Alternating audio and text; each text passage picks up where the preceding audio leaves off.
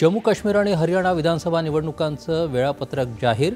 जम्मू काश्मीरमध्ये 3 टप्प्यात तर हरियाणामध्ये एकाच टप्प्यात मतदान। मतमोजणी 4 ऑक्टोबरला। कलम 370 हटवल्यानंतर पहिल्यांदाच जम्मू काश्मीरमध्ये विधानसभा निवडणूक। ही निवडणूक सुरळीत पार पाडण्यासाठी आवश्यक त्या उपाययोजना करत निवडणूक आयोग सज्ज।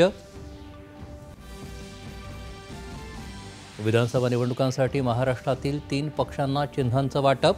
वंचित बहुजन आघाडीला गॅस सिलेंडर तर प्रहार जनशक्ती पार्टीला बॅट हे चिन्ह।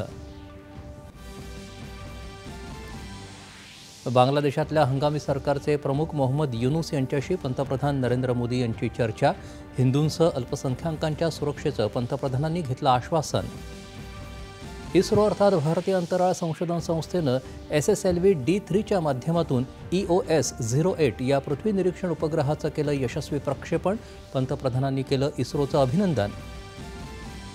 17व्या राष्ट्रीय चित्रपट पुरस्कारांची घोषणा। मल्याळम चित्रपट अट्टम द प्ले ठरला सर्वोत्कृष्ट राष्ट्रीय चित्रपट। कांतारा या चित्रपटाला सर्वोत्कृष्ट लोकप्रिय चित्रपटाचा राष्ट्रीय पुरस्कार जाहीर। परेश मोकाशी दिग्दर्शित वाळवी चित्रपटाला सर्वोत्कृष्ट मराठी चित्रपटाचा पुरस्कार तर साहिल वैद्य दिग्दर्शित मर्मस ऑफ द जंगलला सर्वोत्कृष्ट माहितीपटाचा पुरस्कार। राष्ट्रीय पुरस्कारांमध्ये ऋषभ शेट्टी ठरला सर्वोत्कृष्ट अभिनेता तर नित्या मेनन आणि मानसी पारेखला सर्वोत्कृष्ट अभिनेत्रीचा पुरस्कार विभागून। महिला बचत गटांच्या उत्पादनांना राष्ट्रीय बाजारपेठ उपलब्ध करून देण्यासाठी कृत्रिम बुद्धिमत्ता आधारित डिजिटल मार्केटिंग ॲप तयार करण्याचे मुख्यमंत्र्यांचे निर्देश। कोलकाता महिला अत्याचार प्रकरणाच्या निषेधार्थ देशातल्या विविध राज्यांमधल्या डॉक्टरांची निदर्शनं। भारतीय वैद्यकीय संघटनेचा उद्या सकाळपासून 24 तासांचा देशव्यापी संप। डॉक्टरांवरील हिंसाचाराच्या बाबतीत कमाल 6 तासांच्या आत संस्थात्मक FIR दाखल करण्याची जबाबदारी संस्था प्रमुखांची।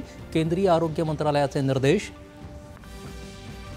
आणि माजी पंतप्रधान भारतरत्न अटल बिहारी वाजपेयी यांच्या पुण्यतिथीनिमित्त देशभरातून अभिवादन। राष्ट्रपती, उपराष्ट्रपती आणि पंतप्रधानांची सदैव अटल या स्मृतीस्थळावर पुष्पांजली।